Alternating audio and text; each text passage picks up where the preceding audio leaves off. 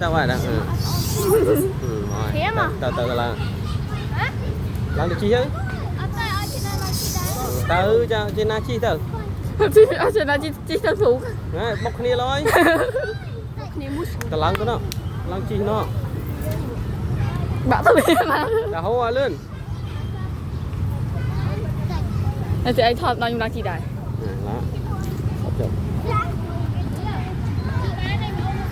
Múa bị bệnh. My view. Review. Review.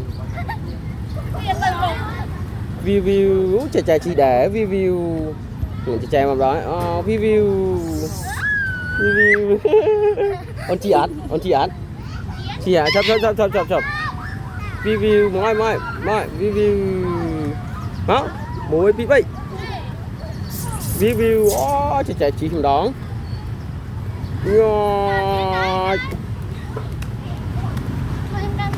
Cản cho trên nào cản show đấy không show chạy cản tròn vậy là trên này chín đòn đấy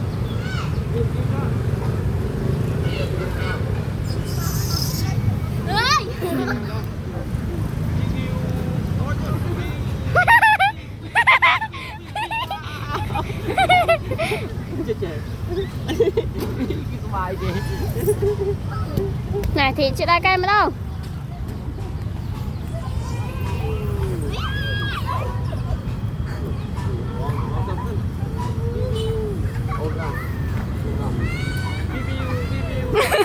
Bay đi còn chạp không?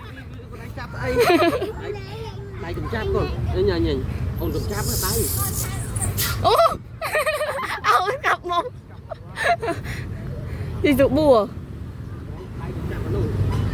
Nhật bật đầy che.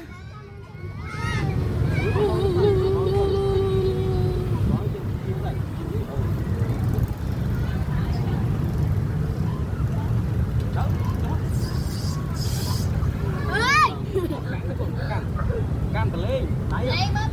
Lên.